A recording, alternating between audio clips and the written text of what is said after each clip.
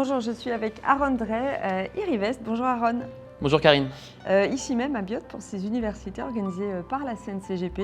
On va débuter déjà par quelques mots sur Irivest, vos valeurs, votre ADN. Merci déjà de me donner la parole. Et pour présenter Irivest, en fait, on a fusionné deux sociétés du groupe puisque Irivest appartient au groupe Iris Finance. On avait deux sociétés auparavant qui étaient une société action, donc Shine Capital que les gens peuvent connaître, et une société obligataire, plus spécifiquement Convert, qui était Dynasty.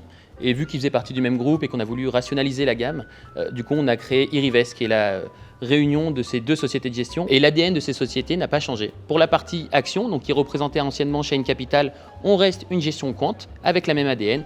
Partie Dynasty, c'est exactement pareil. Donc cette fois-ci la gamme obligataire, on reste une société Convert principalement avec quelques fonds obligataires qui ont pour but d'accompagner en fait tous les clients qui cherchent en fait à s'exposer au marché action en gardant quand même cette volatilité qu'on retrouve dans l'obligataire. Allons maintenant sur cette gestion thématique, le contexte. Plutôt porteur cette année. On voit de plus en plus d'investisseurs aller vers les actions, mais il y a encore du travail à faire. Exactement. Alors là, je vais me concentrer plutôt sur la partie action. Je pense que c'est là où ça va être vraiment intéressant parce que pour le coup, en fait, on a une gestion action principalement européenne. Et on l'a vu, l'Europe a très bien marché cette année. On a su en tirer… Contre toute attente. C'est ça. Alors, on avait la chance, notre stratégiste avait sorti un papier au début de l'année pour expliquer, en tout cas selon lui, pourquoi l'Europe allait marcher plus que les États-Unis. Il s'avère qu'il a eu raison, donc on est toujours content quand on a raison, forcément. Et on a réussi à dégager de la surperformance sur nos fonds. Au niveau du contexte qu'on a vu sur le marché, c'est qu'il y avait une polarisation, il y avait une tendance qui était très forte, notamment sur les valeurs domestiques qui ont très bien marché depuis le début de l'année.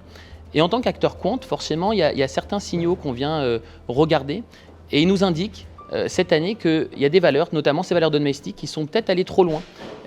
Et donc, nous, notre but, c'est de pouvoir faire tourner le portefeuille et pouvoir s'adapter aussi avec le marché pour voir ces valeurs qui sont allées trop loin, peut-être écréter, pourquoi pas, pour rentrer sur de nouvelles valeurs. Typiquement, si je devais résumer un peu grossièrement, on est peut-être vers la fin d'une tendance value et au début d'une tendance qualité-visibilité. Alors, parlons de ces deux fonds, Digital Star Europe et Continental Europe.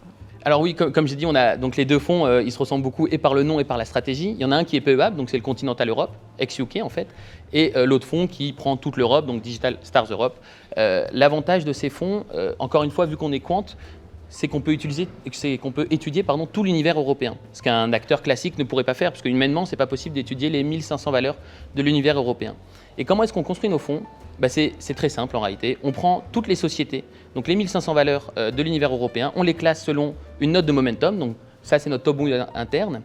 On aime bien dire chez nous que c'est un peu comme en cuisine chez les grands chefs, c'est-à-dire qu'on arrive, l'assiette est nickel, on a un beau plat et il est plutôt simple à lire. Mais en cuisine, on a 15 gars qui travaillent comme des acharnés pour pouvoir sortir ça. Chez nous, c'est pareil. En fait, on a nos gérants qui vont travailler pour améliorer le modèle. Mais au final, pour le client, c'est ce qu'il y a de plus simple. Donc 150 lignes. On fait tourner tous les mois 10% du portefeuille. Donc les 15 plus mauvais momentum sortent pour laisser rentrer les 15 meilleurs. Et à la fin, donc on a nos deux fonds, donc Digital Stars Europe et Digital Stars Continental Europe, qui, comme je l'ai dit juste avant, surperforment depuis le début de l'année et puis globalement depuis leur existence, leur indice respectif. Merci Aaron. Merci beaucoup.